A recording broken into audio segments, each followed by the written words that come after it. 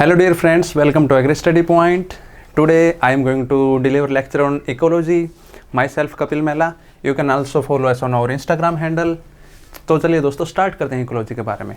Ecology यदि हम entomology section के अंदर बात करें तो इकोलॉजी किसी भी कम्पिटिटिव एग्जाम के अंदर अप्रोक्सीमेट 4 से 5 क्वेश्चन तक कवर कर लेता है, यानी कि इकोलॉजी एक इम्पोर्टेंट टॉपिक है।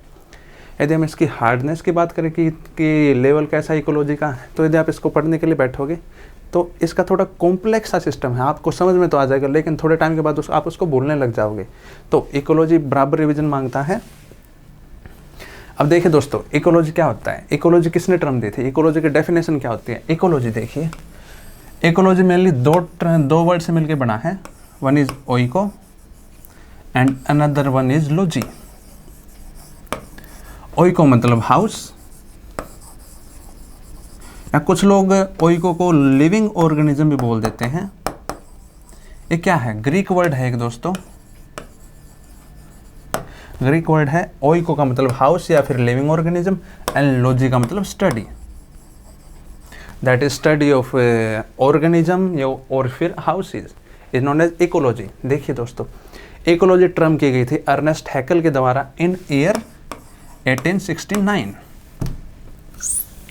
अब दोस्तों यदि हम इसकी डेफिनेशन की तरफ मूव करें तो आपको इसके वर्ड से अंदाजा तो हो ही गया होगा कि इसकी डेफिनेशन क्या होती है। Ecology simply means interaction of plant और एनिमल और living organism with their environment is known as ecology. देखिए एक डेफिनेशन दी थी, ओडम सर ने दी थी। ओडम सर ने क्या कहा था, study of structure and function of environment is known as ecology. देखिए दोस्तों, ओडम सर ने क्या कहा था, study of structure and function of environment is known as ecology. अब देखिए यदि हम इसके टाइप की तरफ देखें तो इकोलॉजी दो टाइप की होती है, autecology and synecology. First one is autecology and second one is sin ecology.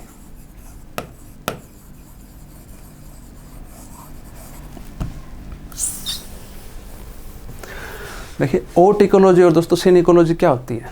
यदि मैं अपने खुद की बात करूं या मैं आपकी बात करूं तो वो हो जाएगी ओट इकोलॉजी के अंदर, यानी कि study of single organism with its environment और its interaction with its environment. Sorry, autecology के अंदर क्या आएगा, ऑर्गेनिज्म सिंगल होगा और इसका स्टडी करेंगे आप इसके एनवायरनमेंट के साथ, that is autecology. And synecology के अंदर क्या होता है, synecology study of group of individual और any group with its environment is known as synecology. देखिए दोस्तों, ओट इकोलॉजी अपना हो गया। सिन इकोलॉजी के डिफरेंट टाइप्स हैं। सिन इकोलॉजी के अंदर पहला आता है पॉपुलेशन इकोलॉजी।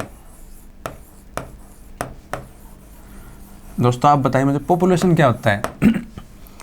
पॉपुलेशन एक group of individual belongings to same species and their interaction with environment, that is population ecology. Population के अंदर दोस्तों क्या होता है, ग्रुप ऑफ इंडिविजुअल होते हैं, वो क्या करते हैं, सेम स्पीसीज से बिलोंग करते हैं। अब देखिए दोस्तों, पॉपुलेशन के बाद आ गया कम्युनिटी इकोलॉजी।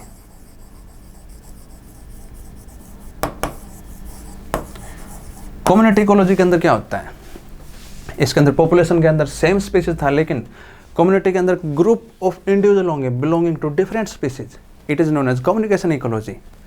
दोस्तों कम्युनिकेशन इकोलॉजी हो गया। कम्युनिटी का मतलब होता है डिफरेंट स्पीसीज एक ग्रुप बना लें और उनका जब हम इंटरेक्शन स्टडी करें एनवायरनमेंट के साथ तो दोस्तों वो हो जाएगा अपना पॉपुलेशन कम्युनिटी इकोलॉजी। और इसके बाद आता है biome ecology and fourth one is ecosystem ecology.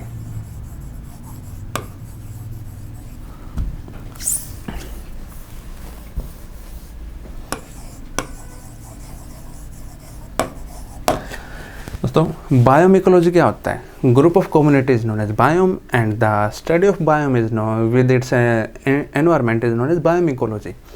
और इकोसिस्टम इकोलॉजी ये सबसे इंपॉर्टेंट होता है, structural and functional unit of ecology is known as ecosystem. And the study of interaction of biotic and abiotic component is known as ecosystem ecology. देखिए दोस्तों, यदि आपके पास question आता है what is ecosystem ecology. Ecosystem दोस्तों किससे बनता है? पहला होता है बायोटिक कंपोनेंट, दूसरा होता है एबायोटिक कंपोनेंट, और इन दोनों के आपस में इंटरेक्शन, इसको बोल देंगे इकोसिस्टम इकोलॉजी। तो नेक्स्ट पे मूव करते हैं।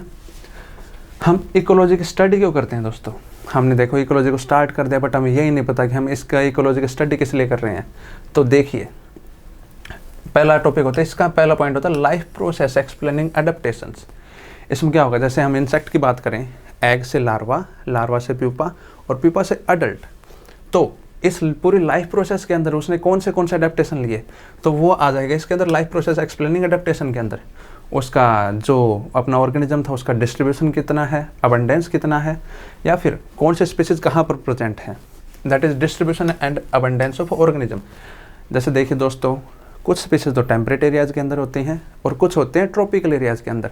तो वो टेम्परेट एरिया में क्यों प्रेजेंट है, वो ट्रॉपिकल एरिया में क्यों प्रेजेंट है, इसका स्टडी भी हम इकोलॉजी में करते हैं। अब movement of energy, movement of energy कैसे होती है? सन से प्लांट, प्लांट से हर्बीवोरस इंसेक्ट और हर्बीवोरस इंसेक्ट से प्रीडेटरी इंसेक्ट। तो जो मूवमेंट ऑफ एनर्जी होती है, मूवमेंट ऑफ एनर्जी भी हम इकोलॉजी के अंदर स्टडी करते हैं। And another one is successional development of ecosystem. इसका क्या मतलब हुआ? तो देखिए, स्टार्टिंग में कोई भी इकोसिस्टम एस्टैब्लिश होता है वो लेस कॉम्प्लेक्स होता है, लेस कॉम्प्लेक्स से मोर कॉम्प्लेक्स होता जाता है, उसको बोलते हैं सक्सेशनल डेवलपमेंट ऑफ इकोसिस्टम। जैसे देखिए, स्टार्टिंग में कोई इकोसिस्टम हुआ, उसके अंदर टोटल स्पीसीज प्रेजेंट थी 1, एक स्पीसीज से 10 स्पीसीज हुई, 10 से 1000 स्पीसीज हुई, और ऐसे ये स्पीसीज लैक्स के अंदर चली गई। तो ये आ जाएगा दोस्तों successional development of ecosystem. And last one is abundance and distribution of diversity in context to environment, यानी कि एनवायरनमेंट के कॉन्टेक्स्ट में उस स्पीसीज के अबंडेंस कितनी है और उसकी डाइवर्सिटी कितनी है। अब देखिए दोस्तों, अगला आता है कैरेक्टरिस्टिक ऑफ इकोसिस्टम। देखिए, इकोसिस्टम क्या होता है? इकोसिस्टम मैंने आपको बताया था, the study of interaction of biotic and abiotic component is known as ecosystem. अब इकोसिस्टम टर्म किसने दी थी? इकोसिस्टम टर्म दी थी टेंसले ने इन ईयर 1935। तो जो कैरेक्टरिस्टिक ऑफ इकोसिस्टम है वो हमें बताई गई थी, स्मिथ ने बताया था हमें characteristic of ecosystem, that is in 1966। अब देखिए, टेंसले सर ने हमें क्या बताया था? टेंसले सर ने हमें बताया था इकोसिस्टम क्या होता है। इकोसिस्टम एक सेल्फ रेगुलेटिंग एंटिटी होती है जो अपने बायोटिक फैक्टर के साथ और एबायोटिक फैक्टर के साथ मिलकर एक फिजिकल यूनिट बनाती है। और यदि हम इसमें से एबायोटिक फैक्टर को अलग करते हैं तो बायोटिक फैक्टर इसके बिना नहीं रह पाएंगे, और यदि बायोटिक फैक्टर होते हैं, बायोटिक फैक्टर एबायोटिक फैक्टर के बिना नहीं रह पाएंगे। Simply as that. ये दोस्तों, कोई भी इकोसिस्टम होता है उसके कैरेक्टरिस्टिक क्या होते हैं? मेनली 2 कैरेक्टरिस्टिक होते हैं। एक तो उसकी स्ट्रक्चरल यूनिट होती है। स्ट्रक्चरल यूनिट किसके बारे में बताती है? स्ट्रक्चरल यूनिट दोस्तों बताती है उसकी स्पीशीज डाइवर्सिटी के बारे में। और जो उसकी जो फंक्शनल यूनिट होती है, फंक्शनल यूनिट ये बताती है कि उसके अंदर उसका फंक्शन कैसे काम करता है, that is flow of energy. Energy flow के बारे में बताती है। देखिए दोस्तों, स्ट्रक्चरल यूनिट किसके बारे में बताएगी? उसकी स्पीशीज डाइवर्सिटी के बारे में। और जो फंक्शनल यूनिट होती है, फंक्शनल यूनिट बताएगी उसके अंदर एनर्जी फ्लो कैसे होता है। अब देखिए, आप मुझे बताइए, एक तो इकोसिस्टम लेस कॉम्प्लेक्स है, यानी कि स्पीशीज ऑफ नंबर कम है, और एक इकोसिस्टम ऐसा है जिसके अंदर species of number of species बहुत ज़्यादा है। तो कौन सा इकोसिस्टम ज़्यादा स्टेबल होगा? सिंपल सी बात है, जो मोर कॉम्प्लेक्स इकोसिस्टम या फिर जिसके अंदर ज़्यादा नंबर ऑफ स्पीशीज है वो ज़्यादा स्टेबल होगा। और देखिए, ecosystem mature by passing from less complex to more complex state, as simple as that. Next हम देखते हैं एनवायरमेंटल फैक्टर।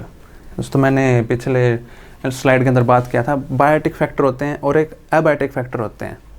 जो बायोटिक फैक्टर होते हैं वो यानी कि लिविंग ऑर्गेनिज्म के ऊपर, लिविंग ऑर्गेनिज्म के जो फैक्टर होते हैं वो बायोटिक फैक्टर हो गए, और एबायोटिक फैक्टर होते हैं जो नॉन लिविंग फैक्टर होते हैं, जैसे सनलाइट हो गया, टेम्परेचर हो गया, या फिर रेनफॉल हो गई, एयर हो गई, या सॉइल के जो फैक्टर होंगे वो एबायोटिक फैक्टर के अंदर आते हैं।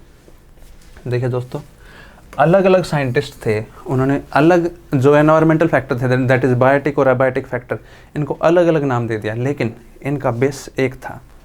वो डेंसिटी डिपेंडेंट है या फिर पॉपुलेशन डिपेंडेंट है, पॉपुलेशन डिपेंडेंट है वो फैक्टर, या वो फैक्टर पॉपुलेशन इंडिपेंडेंट है।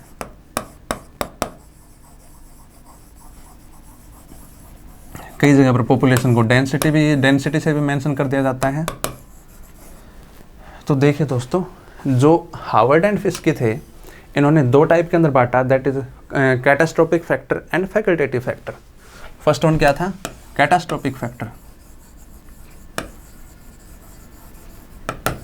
And second one is facultative factor. अब देखिए दोस्तों, कैटास्ट्रोफिक फैक्टर होंगे क्लाइमेटिक फैक्टर, और फैकल्टेटिव फैक्टर होंगे जो लिविंग ऑर्गेनिज्म के फैक्टर हैं या फिर जो बायोटिक फैक्टर हैं, जो डेंसिटी डिपेंडेंट फैक्टर हैं, वो हो गए फैकल्टेटिव फैक्टर। देखिए, सी से कैटास्ट्रोफिक, सी से क्लाइमेटिक फैक्टर। तो दोस्तों, जो क्लाइमेटिक फैक्टर होते हैं वो डेंसिटी इंडिपेंडेंट होते हैं। जैसे देखिए, यदि एक जगह के ऊपर 1000 बंदे बैठे हैं या फिर 1000 इंसेक्ट हैं, और एक जगह के ऊपर सिर्फ 2 इंसेक्ट हैं और दोनों सेम लोकेलिटी में हैं, तो सनलाइट ऐसे तो नहीं कि 1000 वालों को ज़्यादा मिलेगी और एक वालों को सनलाइट कम मिलेगी, या फिर टेम्परेचर यहाँ का ज़्यादा होगा और यहाँ का कम होगा। ऐसा कभी नहीं होगा दोस्तों। जो ऐसे डेंसिटी के ऊपर इंडिपेंडेंट फैक्टर होते हैं वो होते हैं कैटास्ट्रोफिक फैक्टर, और जो फैकल्टेटिव फैक्टर होते हैं वो डेंसिटी डिपेंडेंट होते हैं। आप मुझे फैकल्टेटिव फैक्टर का एक एग्जाम्पल बताइए, 2। देखिए, जो फूड होता है वो होता है डेंसिटी डिपेंडेंट।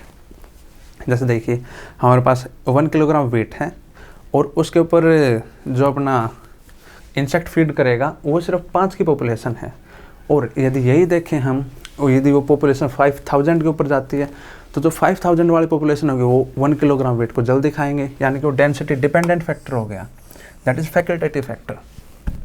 ठीक है दोस्तों, हार्वर्ड एंड फिस्की ने क्या दिया था? Catastrophic factor and facultative factor. और दोस्तों, हम स्मिथ की बात करें तो स्मिथ ने दिया था density dependent factor and density independent factor, और निकोल्सन ने दिया था reactive factor and non reactive factor. देखिए दोस्तों, डेंसिटी डिपेंडेंट और डेंसिटी इंडिपेंडेंट तो आपको पता है क्या होते हैं। तो देखिए, रिएक्टिव और नॉन रिएक्टिव फैक्टर, निकोल्सन ने क्या दिया था? Reactive factor. कौन से होते हैं? और नॉन रिएक्टिव फैक्टर कौन से होते हैं? अब देखिए, रिएक्टिव फैक्टर वो होते हैं जो एक दूसरे के साथ रिएक्ट कर सकें। जैसे जो डेंसिटी डिपेंडेंट फैक्टर थे, जो फूड था, वाटर था, वो आएंगे रिएक्टिव फैक्टर के अंदर, और जो नॉन रिएक्टिव फैक्टर होंगे जैसे सनलाइट हो गई, वो आ जाएंगे नॉन रिएक्टिव फैक्टर के अंदर। ओके दोस्तों, चलिए अगले स्लाइड में चलते हैं। अब देखिए, एबायोटिक फैक्टर बताइए मुझे, एबायोटिक फैक्टर कौन से होते हैं? हमने पिछले में देख लिया, that is density independent factor, या कैटास्ट्रोफिक फैक्टर, या नॉन रिएक्टिव फैक्टर। तो इनके एग्जाम्पल बताइए। पहला तो हो गया अपनी सनलाइट।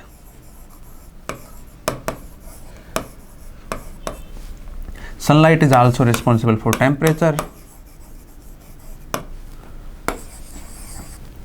दोस्तों, दूसरा कौन सा हो गया? दूसरा हो गया ह्यूमिडिटी। तीसरा हो गया रेनफॉल। कई बार हम ह्यूमिडिटी को रेनफॉल से भी कंपेयर कर देते हैं। चौथा हो गया अपना air current, water current. Air current या फिर wind, and fifth is water currents, या फिर इसको हम रेनफॉल के अंदर भी कन्वर्ट कर देते हैं। और जो लास्ट वन होता है वो होते हैं एडेफिक फैक्टर, यानी कि जो अपने सोइल के फैक्टर होते हैं वो होते हैं एडेफिक फैक्टर्स। अब देखिए दोस्तों, पहला हम डिस्कस करेंगे टेम्परेचर के बारे में। टेम्परेचर, हम टेम्परेचर को डिस्कस करने से पहले कुछ इंपॉर्टेंट पॉइंट देख लेते हैं। एक तो पोइकिलोथर्मिक एंड होम्योथर्मिक क्या होता है? दोस्तों, जो ऑर्गेनिज्म, जैसे आपने सुना होगा, वार्म ब्लडेड ऑर्गेनिज्म होते हैं, एक कोल्ड ब्लडेड ऑर्गेनिज्म होते हैं। जो इंसेक्ट आते हैं वो अपने टेम्परेचर को एनवायरनमेंट के अकॉर्डिंग रेगुलेट नहीं कर सकते, लेकिन जो जैसे हम ह्यूमन बींग्स हो गया, फिर और मैमल्स हो गए, उनके अंदर ऐसी एंटिटी होती है, फिर उनका मैकेनिज्म ऐसा होता है कि जो एनवायरनमेंट का फैक्टर होता है उसके अकॉर्डिंग वो खुद को रेगुलेट कर लेते हैं, खुद का टेम्परेचर को रेगुलेट कर लेते हैं। तो दोस्तों देखिए, जो कोल्ड ब्लडेड एनिमल्स होंगे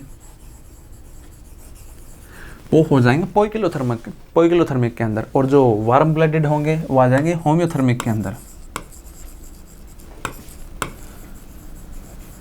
तो दोस्तों इससे हमें पता चल गया कि इंसेक्ट कौन से होते हैं, पोइकिलोथर्मिक होते हैं।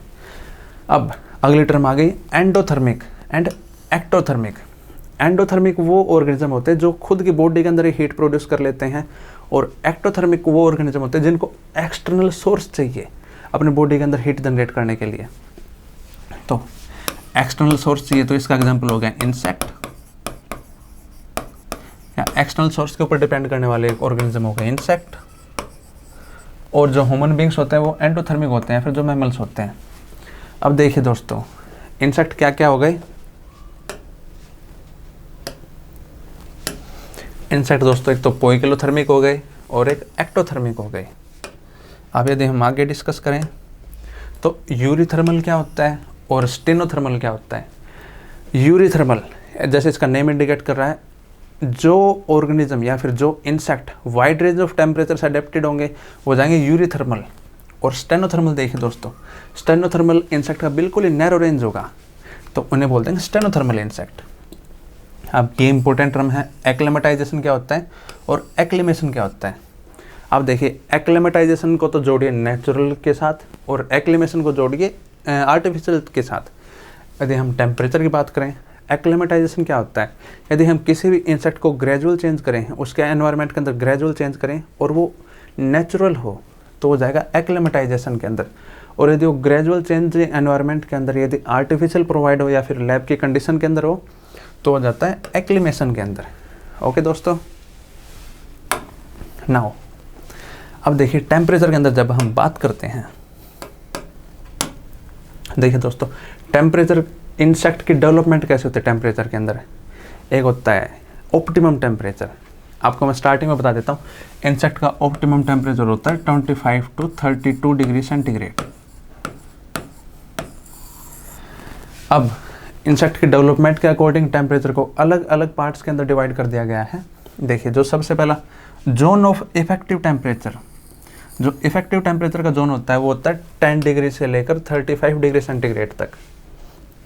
ठीक है दोस्तों, जो ये वाला जोन है ये है जोन ऑफ इफेक्टिव टेम्परेचर। अब देखिए अगला आ गया zone of inactivity due to high temperature, zone of inactivity due to high temperature and zone of inactivity due to low temperature. दोस्तों देखिए यदि हम हाई टेम्परेचर की बात करें तो ये जाएगा 35 to 50 degree centigrade. Zone of inactivity कितने से कितने तक होगा, 35 to 50 डिग्री सेंटीग्रेड यदि हम हाई टेम्परेचर की बात करें। और यदि हम दोस्तों लो टेम्परेचर की बात करते हैं तो ये आता है -10 degree centigrade to -5 degree centigrade. इसके अंदर क्या होता है, इंसेक्ट के जोन ऑफ इनएक्टिविटी के अंदर चला जाता है। देखिए दोस्तों zone of fatal high temperature, यानी कि यदि हम 50 डिग्री सेंटीग्रेड से ऊपर जाएंगे या फिर -5 डिग्री सेंटीग्रेड से नीचे जाएंगे तो वो टेम्परेचर इंसेक्ट के लिए फैटल होगा, यानी कि उसके लिए हार्मफुल होगा। तो ये इसके रेंज होते हैं 50 डिग्री टू 60 डिग्री सेंटीग्रेड। और दोस्तों यदि हम लोअर टेम्परेचर की बात करें, zone of fatal low temperature, इसके होते हैं -5 to 14 डिग्री सेंटीग्रेड। और देखिए दोस्तों मैक्सिमम फैटल टेम्परेचर, यदि हम 60 डिग्री सेंटीग्रेड पर जाते हैं, 60 डिग्री होता है मैक्सिमम फैटल टेम्परेचर। तो दोस्तों 60 डिग्री टेम्परेचर जाते ही साथ कोई भी इंसेक्ट सर्वाइव नहीं कर पाएगा, ये हो गया मैक्सिमम फैटल टेम्परेचर। और देखिए दोस्तों एक होता है मिनिमम फैटल टेम्परेचर, यदि हम -14 डिग्री सेंटीग्रेड से नीचे जाते हैं, कितने सेंटीग्रेड से नीचे, -14 से नीचे, वो होता है मिनिमम फैटल टेम्परेचर। तो दोस्तों देखिए इसके अंदर अपने कितने जोन्स बने हैं। पहला जोन था दोस्तों जोन ऑफ इफेक्टिव टेम्परेचर, दूसरा जोन था जोन ऑफ इनएक्टिविटी एंड तीसरा जोन था zone of fatal high temperature, fatal temperature and last one is maximum fatal temperature और मिनिमम फैटल टेम्परेचर। देखिए दोस्तों इफेक्टिव टेम्परेचर था वो था 10 डिग्री से लेकर 35 डिग्री तक। यदि हम ऑप्टिमम टेम्परेचर की बात करें तो ऑप्टिमम होता है 25 to 32 डिग्री सेंटीग्रेड। और यदि हम इनएक्टिविटी ड्यू टू टेम्परेचर की बात करें तो इसके अंदर दो जोन थे अपने, एक तो inactivity due to high temperature and another one is inactivity due to low temperature. तो हाई टेम्परेचर में था दोस्तों 35 degree centigrade to 50 degree centigrade 35 to 50 degree centigrade. और दोस्तों लो टेम्परेचर था 10 degree centigrade to -5 degree centigrade. जो अपना तीसरा जोन बनता है दोनों fatal high temperature. Fatal high temperature दोस्तों कितना होगा, मैक्सिमम फेटल हाई टेम्परेचर होता है, एक मिनिमम फेटल हाई टेम्परेचर होता है। तो दोस्तों मैक्सिमम फेटल हाई टेम्परेचर होता है 50 degree centigrade to 60 degree centigrade and minimum होता है -5 टू 14 डिग्री सेंटीग्रेड। अब दोस्तों लास्ट वन था अपना fatal temperature, that is maximum fatal temperature and minimum fatal temperature. Maximum fatal temperature होता है 60 डिग्री सेंटीग्रेड और मिनिमम होता है दोस्तों -14 डिग्री सेंटीग्रेड। अब देखिए दोस्तों, जब हम टेम्परेचर की बात करते हैं तो टेम्परेचर के दो इफेक्ट होते हैं, एक तो होता है उसका इनडायरेक्ट इफेक्ट और एक होता है उसका डायरेक्ट इफेक्ट। देखिए अब आप मुझे बताइए कि इनडायरेक्ट इफेक्ट कैसे होगा, सोचिए थोड़ा। देखिए जब भी टेम्परेचर इंक्रीज होता है या फिर टेम्परेचर वेरी लो होता है, उस टाइम पर जो उनका फूड होता है या फिर जो उनकी फीडिंग हैबिटेट होती है वो चेंज हो जाती है। देखिए फूड कैसे चेंज होता है, यदि टेम्परेचर बहुत ज़्यादा होगा तो वेजिटेशन के अंदर ट्रांसपिरेशन बहुत ज़्यादा होगा, यानी कि वेजिटेशन की प्रोडक्शन कम होगी। और यदि टेम्परेचर कम होता है यानी कि आइस जमती है, शायद से कोई एक आधा एक आधा प्लांट होगा जो उस टाइम पर सर्वाइव कर सकता है। तो इनडायरेक्ट इफेक्ट क्या होगा, इनडायरेक्ट इफेक्ट हो गया वो उसके फूड रिजर्व को ख़त्म कर देता है। ठीक है दोस्तों, इनडायरेक्टली या तो उसको फूड के ऊपर फूड को अल्टर करेगा या फिर उसके वाटर को अल्टर करेगा। अब देखिए दोस्तों lethal effect of high temperature क्या होता है। देखिए यदि कोई इंसेक्ट है उसको हम एक चैम्बर के अंदर रखते हैं और उसका टेम्परेचर इंक्रीज करते जाते हैं, तो दो चीज़ें होती हैं उसके अंदर, एक तो उसका डेसिकेशन होता है और एक उसका लेवल ऑफ मेटाबॉलिज्म ज़्यादा हो जाता है, यानी कि मेटाबॉलिज्म की रेट उसकी इंक्रीज हो जाती है। उससे क्या होगा, लास्ट के अंदर अल्टीमेटली उसकी डेथ हो जाएगी। लेकिन दोस्तों कुछ स्पीसीज ऐसी होती हैं जो इसके एक्लिमेटाइज हो जाते हैं इस टेम्परेचर के। देखिए अब यदि हम इसके अंदर एक्सेप्शन की बात करें, lethal effect of high temperature के एक्सेप्शन की बात करें, तो देखिए दोस्तों जो एक फ्लाई है ये बिलोंग करती है कैलिफोरा ऑर्डर से, कैलिफोरा जिनस से। दोस्तों इसके अंदर एक तो कैलिफोरा स्पीसीज हो जाएगी और एक फोर्मिया स्पीसीज हो जाएगी।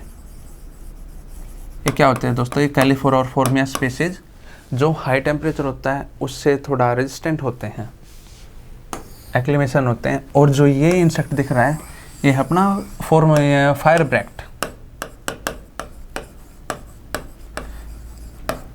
दोस्तों अपने हाउस होल्ड के अंदर देखा होगा जो अपने गीजर्स लगे होते हैं, तो सोलर गीजर होते हैं, उनके पास ये बहुत ज़्यादा क्वांटिटी के अंदर पाए जाते हैं, यानी कि दे प्रीफर वार्मर टेम्परेचर। यदि हम इसकी स्पीसीज की बात करें तो इसकी स्पीसीज है थर्मोबिया स्पीसीज, दैट इज थर्मोबिया डोमेस्टिका या फिर अनदर स्पीसीज आर देयर।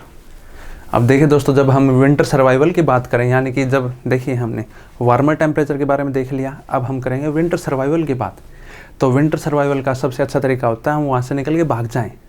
यही काम क्या करती है, मोनार्क बटरफ्लाई करती है, यानी कि जो माइग्रेशन होता है वो मोनार्क बटरफ्लाई के द्वारा होता है। यानी कि उसको जहाँ पर जब विंटर की स्टार्टिंग होती है अमेरिका के अंदर, तो मोनार्क बटरफ्लाई वहाँ से फ्लाई कर जाती है। और अगला होता है कोल्ड हार्डीनेस, यानी कि ठंड तो आ गई, हम भाग नहीं सकते, तो उसके लिए हमें कोई ना कोई तो जुगाड़ करना पड़ेगा। तो दोस्तों पहला होता है फ्रीजिंग अवॉइडेंस। फ्रीजिंग अवॉइडेंस के अंदर क्या होगा, जो इंसेक्ट होते हैं या तो हाइबरनेशन के अंदर चले जाते हैं या फिर जो उनकी बॉडी होती है बॉडी के ऊपर एक वैक्स की क्यूटिकल बना लेंगे जिससे वो सर्दी से बच जाएंगे, दैट इज़ फ्रीजिंग अवॉइडेंस। एक होता है दोस्तों सुपर कूलिंग। देखिए कोल्ड कार्पेंट्रांट होती हैं उनके अंदर होता है दोस्तों सुपर कूलिंग। उसके अंदर क्या करते हैं, जो उनका बॉडी का ब्लड होता है, ब्लड को जो फ्रीजिंग पॉइंट होता है फ्रीजिंग पॉइंट से नीचे रखते हैं, यानी कि पॉजिटिव के अंदर रखते हैं उसको, जिससे उनका ब्लड क्लॉट नहीं होता। और दोस्तों अनदर वन आर क्रायोप्रोटेक्टेंट का एग्जांपल क्या हो गया, sorbitol, mannitol, erythritol and one is sorbitol, erythritol, mannitol and glycerol. देखिए दोस्तों इसमें सोर्बिटोल शुगर है, एरिथ्रिटोल शुगर है एंड मैनेटोल शुगर है। और जब हम ग्लिसरॉल की बात करें है पोलियोल से। अब दोस्तों आपने सुना होगा कि क्रायो प्रिजर्वेशन क्या होता है। क्रायो प्रिजर्वेशन वो होता है जब -196 डिग्री सेंटीग्रेड के ऊपर जब हम किसी चीज़ को स्टोर करते हैं तो हम उसको क्रायो प्रिजर्वेशन बोलते हैं। तो क्रायो प्रोटेक्टेंट क्या हो गए, वो कंपाउंड्स जो इंसेक्ट की बॉडी को फ्रीजिंग से बचाते हैं उनको बोल देते हैं क्रायो प्रोटेक्टेंट बोल देते हैं। तो दोस्तों इसके एग्जांपल हो गए अपने, सबसे मोस्ट इंपॉर्टेंट चीज़ आती है थर्मल हिस्टैरिसीस फैक्टर THF। देखिए दोस्तों इंसेक्ट के अंदर क्या होता है, यदि हम नॉर्थ इंडिया की बात करें तो नॉर्थ इंडिया में क्या होता है, विंटर जनरली आती है सितंबर टू मार्च तक। तो इंसेक्ट को पता चल गया इंसेक्ट की सीजनल टाइमिंग यही होती है, उसकी सीजनल टाइमिंग विंटर की यही होती है कि भाई सर्दी इसमें आएगी, सितंबर के अंदर आएगी। तो क्या करता है वो अपने अंदर एंटीफ्रीज प्रोटीन बनाना स्टार्ट कर देता है। वो किसके मदद से बनते हैं, थर्मल हिस्टैरिसीस फैक्टर की मदद से बनते हैं एंटीफ्रीज प्रोटीन। तो जब इंसेक्ट की बॉडी के अंदर एंटीफ्रीज प्रोटीन बनेंगे तो उससे कोल्ड से रेजिस्टेंट हो जाएगा, तो उसको बोलते हैं दोस्तों thermal hysteresis factor. A seasonal timing responsible for increasing antifreeze protein level. Understand दोस्तों THF क्या होता है। चलिए दोस्तों अब इंसेक्ट का रिलेशन टेम्परेचर के साथ इसका रिलेशन चेक करते हैं। पहला तो हम इंसेक्ट की डेवलपमेंट देखते हैं कैसे क्या होती है। तो एक वांट होप साइंटिस्ट थे, इन्होंने एक लॉ दिया था कि जब भी हम 10 डिग्री सेंटीग्रेड टेम्परेचर राइज करते हैं तो इंसेक्ट की डेवलपमेंट कितनी हो जाती है, इंसेक्ट या फिर कोई भी ऑर्गेनिज्म होता है उसकी डेवलपमेंट हो जाती है डबल। ये वांट होप लॉ था। जैसे यदि हम इसका एग्जाम्पल रिसेंट एग्जाम्पल यदि हम फॉल आर्मीवॉर्म का लें तो दोस्तों यदि हम दो टेम्परेचर लें तो 15 डिग्री सेंटीग्रेड और एक 35 डिग्री सेंटीग्रेड। तो देखिए जब 35 डिग्री सेंटीग्रेड की हम बात करें तो 18 to 25 डेज़ के अंदर फॉल आर्मीवॉर्म अपनी लाइफ साइकिल को कंप्लीट कर लेगा। और यदि हम वही 15 डिग्री सेंटीग्रेड के ऊपर बात करें तो अप्रोक्सीमेट उसको दोस्तों 2 से 2 महीने तो आराम से लगेंगे easily. It can take 2 month और मोर देन दैट। ये हो गया वांट होप लॉ। तो दोस्तों थर्मल कांस्टेंट क्या होता है देखिए इंसेक्ट के अंदर देखिए एग होता है, लार्वा, प्यूपा और अडल्ट, यानी कि इनके अंदर स्पेसिफिक लाइफ स्टेजेस होते हैं। तो इंसेक्ट अपनी एक लाइफ स्टेज को कंप्लीट करने के लिए जितना हीट एनर्जी लेगा या फिर जितना थर्मल एनर्जी लेगा होता है थर्मल कांस्टेंट। यानी कि देखिए दोस्तों यदि कोई इंसेक्ट लार्वा से प्यूपा के अंदर कन्वर्ट होता है और लार्वा से प्यूपा के कन्वर्ट होने के टाइम पर जो जितना टेम्परेचर कंज्यूम करता है तो उसको बोल देंगे दोस्तों हम थर्मल कांस्टेंट। अब डे डिग्री क्या होता है, डे डिग्री यानी कि एक दिन और degree. 1 degree centigrade last for 1 day, 1 degree mean temperature और फिर 1 degree centigrade temperature last for 1 day is known as day degree. देखिए दोस्तों लास्ट में होता है डेवलपमेंट यूनिट। इसमें U क्या होता है, डेवलपमेंट यूनिट होती है। तो इसका फार्मूला होता है U = T/NT। जो T होता है, T दोस्तों टोटल डेवलपमेंट होती है और NT कंबाइन इसको बोल देते हैं थर्मल यूनिट। अब देखिए डेवलपमेंट यूनिट क्या होती है दोस्तों, अमाउंट ऑफ डेवलपमेंट प्रोड्यूस्ड, यानी देखिए कितना डेवलपमेंट हुआ in unit time by increasing 1 degree centigrade. यानी कि दोस्तों यदि हमने 1 यूनिट टाइम लिया, यानी कि मान लिया हमने 1 दिन लिया और हमने 1 डिग्री सेंटीग्रेड उसका राइज कर दिया, उस 1 डिग्री सेंटीग्रेड से उसके अंदर कितना डेवलपमेंट प्रोड्यूस हुआ उसको दोस्तों बोल देंगे डेवलपमेंट यूनिट।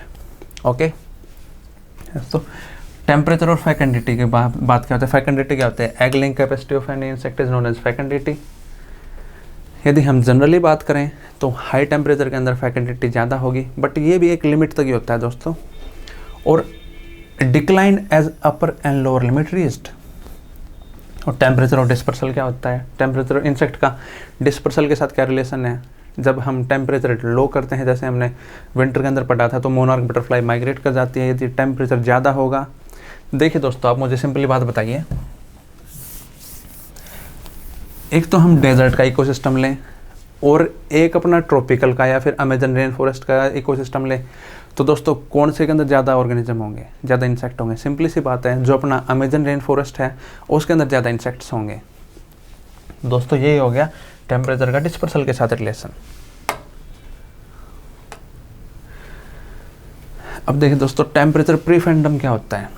जो टेम्परेचर इंसेक्ट प्रीफर करते हैं, यानी कि जो ऑप्टिमम टेम्परेचर होता है दोस्तों उसको टेम्परेचर प्रीफरेंडम बोलते हैं। ये प्रीफर्ड टेम्परेचर होता है किसी भी इंसेक्ट का, हर एक इंसेक्ट के लिए दोस्तों अलग अलग होता है। अब कुछ एग्जाम्पल हैं। Insect which live in petrol is Psilopa petrolei and insect thrive under pure salt condition. तो दोस्तों इफ हाइड्रेट फ्लाई होती है, ये क्या होता है, प्योर साल्ट कंडीशन के अंदर भी सर्वाइव कर जाती है। दोस्तों जो पेट्रोल के अंदर इंसेक्ट रहता है, ये भी एक फ्लाई होती है, एंटिप्टरन है और इंसेक्ट होता है, ये होता है Psilopa petrolei. Insect thrive under CO2 condition. जो सिटोफिलस स्पीसीज होती है अपनी, वो क्या होती है, जो CO2 थ्राइव कंडीशन, यानी कि CO2 यदि हम कम से कम रख दें तब भी अपना सिटोफिलस इंसेक्ट जिंदा रहेगा।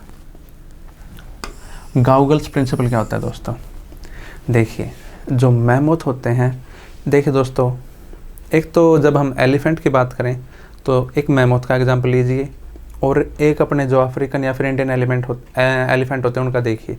जो मैमोथ थे जो आपने मूवीज़ के अंदर देखा, वो कितने ज़्यादा बड़े सींग होते थे उनके, या फिर वो कितना उनका साइज़ के अंदर ज़्यादा होता था। यदि हम बियर की बात करें तो दोस्तों एक पोलर बियर लिए, पोलर बियर का एग्जांपल लीजिए, और एक इंडियन बियर का एग्जांपल लीजिए। तो जो पोलर बियर होता है दोस्तों, वो साइज़ के अंदर लार्ज होता है as compare to Indian beer.